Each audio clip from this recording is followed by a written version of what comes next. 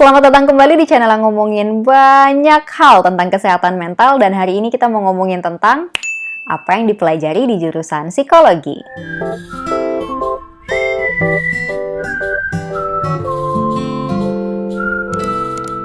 Hai semuanya, balik lagi sama aku Dian di channel yang ngomongin banyak hal tentang kesehatan mental. Video kali ini aku buat untuk teman-teman yang ada di SMA yang mungkin lagi bingung mau milih jurusan apa, lagi mempertimbangkan antara jurusan satu dengan jurusan lainnya, atau teman-teman yang udah kuliah tapi ya kepo aja jurusan psikologi itu belajar apa sih sebenarnya. Video ini akan aku bagi ke dalam 4 bagian. Yang pertama adalah apa yang dipelajari di jurusan psikologi secara umum, kemudian apa yang dipelajari di semester awal, semester pertengahan, dan semester akhir. Tapi sebelum kita masuk ke videonya, aku minta tolong bantuan kalian untuk klik tombol subscribe di bawah ini dalam 3, 2, 1. Kalau udah, kita langsung masuk ke videonya. Secara umum, jurusan psikologi akan mempelajari tentang perilaku manusia di berbagai macam setting, mulai dari setting individual, setting keluarga, setting komunitas, sampai dengan setting industri. Karena di berbagai macam aspek di dalam kehidupan kita, itu akan sangat berkaitan dengan perilaku manusia, kemudian interaksi manusia dengan manusia lain, ataupun interaksi manusia dengan lingkungannya. Oleh karena itu, lahirlah ilmu psikologi. Jadi, kita di psikologi itu akan mempelajari tentang bagaimana individu tumbuh dan berkembang hingga membentuk suatu kepribadian tertentu. Kemudian bagaimana individu itu tumbuh di dalam sebuah keluarga, bagaimana individu tumbuh di dalam lingkungan sosial, sampai dengan bagaimana individu itu tumbuh di dalam setting organisasi, atau gampangnya di perusahaan lah gitu ya. Nah, jadi itu yang akan dibahas di dalam ilmu psikologi. Pokoknya all about humans. Selama di dunia ini masih ada manusia, jadi ilmu psikologi itu masih akan diperlukan banget. Di tahun pertama kuliah, tentunya kalian akan mulai belajar dari hal-hal yang paling mendasar dulu. Misalnya di semester awal kalian akan belajar tentang sejarah aliran psikologi. Mata kuliah ini tuh mempelajari tentang perkembangan ilmu psikologi dari waktu ke waktu. Bagaimana ilmuwan memandang manusia dari zaman ke zaman. Itu akan dipelajari di mata kuliah sejarah aliran psikologi. Atau di tahun awal juga akan ada mata kuliah tentang psikologi perkembangan.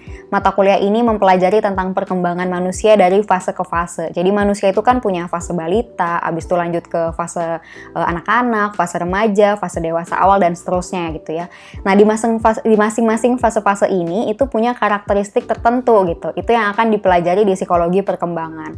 Ada juga mata kuliah tentang psikologi kepribadian. Di mata kuliah ini kalian akan belajar tentang berbagai macam sudut pandang dalam melihat kepribadian manusia. Aku kasih contoh misalnya teori kepribadian psikoanalisis. Teori kepribadian psikoanalisis itu mempercayai bahwa manusia tersusun oleh 3 aspek, yaitu id, ego, dan superego. Ini kalau anak psikologi pasti udah paham banget nih sama id, ego, superego.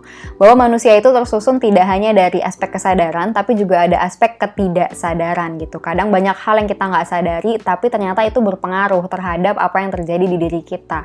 Atau misalnya teori behavior, teori perilaku, mempercayai bahwa perilaku manusia itu dihasilkan dari sebuah proses belajar gitu. Jadi misalnya ada anak kecil nih yang suka mukul. Oh, dia mempelajari hal itu apakah dari melihat temannya atau melihat orang tuanya atau memang tinggal di lingkungan yang katakanlah keras gitu ya. Jadi di mata kuliah psikologi kepribadian ini kalian akan mempelajari tentang proses terbentuknya kepribadian manusia. Di tahun pertama, selain kalian mempelajari tentang dasar-dasar ilmu psikologi, kalian juga akan mempelajari mata kuliah wajib universitas, kayak misalnya agama, Pancasila, kewarganegaraan, antropologi, filsafat ilmu, dan ada beberapa mata kuliah lain.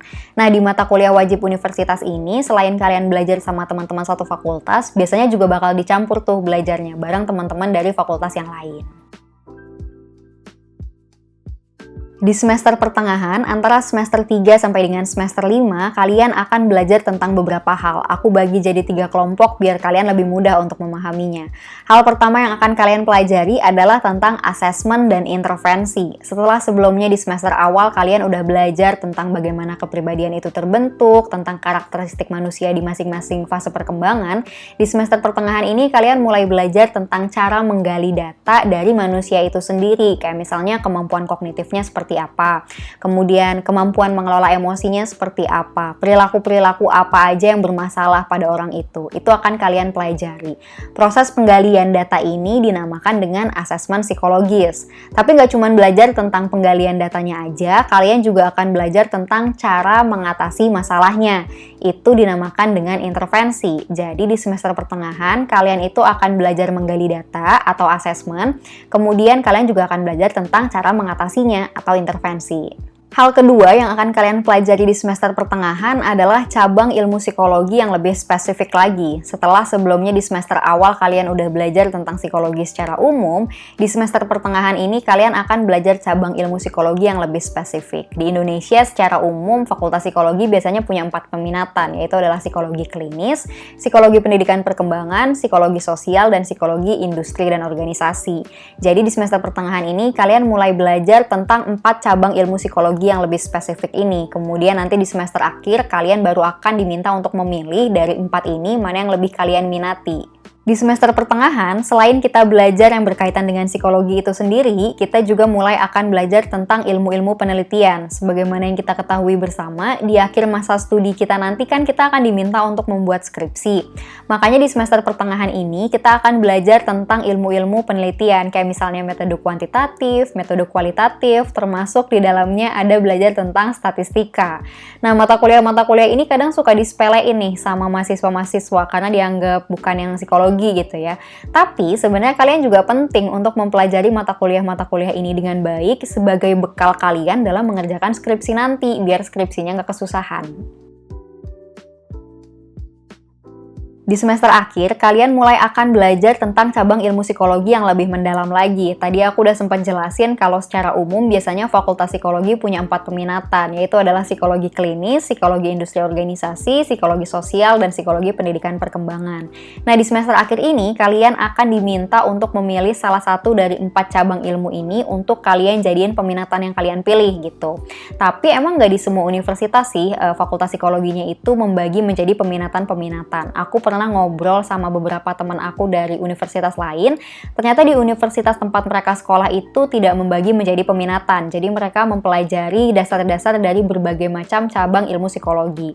Tapi kalau misalnya di Universitas Airlangga, tempat aku menempuh pendidikan, itu kami mulai dari semester 6 sudah diminta untuk memilih peminatan gitu. Jadi mulai semester 6 aku udah nggak belajar lagi tentang psikologi industri, psikologi sosial, karena kebetulan aku ngambilnya adalah psikologi pendidikan dan perkembangan. Di semester 6, selain kalian ngambil peminatan, kalian juga biasanya akan ada kegiatan KKN dan persiapan proposal skripsi. Ini adalah masa di mana kalian harus mengelaborasi semua hal yang sudah kalian pelajari dari semester 1 sampai dengan semester 5. Mulai dari ilmu tentang psikologinya itu sendiri sampai dengan ilmu tentang penelitian yang tadi udah aku jelasin secara singkat.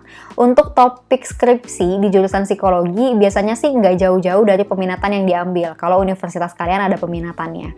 Misalnya untuk peminatan industri dan organisasi, itu biasanya topiknya nggak jauh-jauh dari manusia dan organisasi, bagaimana relasinya gitu. Misalnya judulnya, ini aku random ya, hubungan motivasi kerja dengan solidaritas organisasi, misalnya kayak gitu. Atau misalnya pendidikan dan perkembangan, peminatan pendidikan dan perkembangan, judulnya hubungan motivasi belajar dengan prestasi akademik pada mahasiswa di semester 1, misalnya kayak gitu. Jadi judul skripsinya biasanya sih harus sesuai dengan peminatan yang diambil. Kalau kalian udah nentuin judulnya, kemudian udah nyusun proposalnya, dan proposalnya sudah di ACC, nanti di semester 7 kalian bisa mulai ngerjain skripsi deh. Itu tadi gambaran tentang apa sih yang dipelajari di Fakultas Psikologi sebenarnya. Semoga video ini bisa menjadi pencerahan buat teman-teman yang ada di SMA yang lagi bingung mau milih jurusan apa, atau udah mau milih psikologi tapi belum terlalu yakin. Semoga setelah nonton video ini jadi bisa lebih yakin lagi. Atau buat teman-teman di fakultas lain yang sekedar penasaran aja, anak psikologi itu sebenarnya belajar apa sih? Terima kasih sudah nonton video ini sampai akhir. Yuk kita berkontribusi dalam meningkatkan kualitas kesehatan mental di Indonesia. Beri dukungan terhadap channel ini dengan subscribe, like, dan share video ini ke teman-teman kalian. Sampai jumpa di video selanjutnya.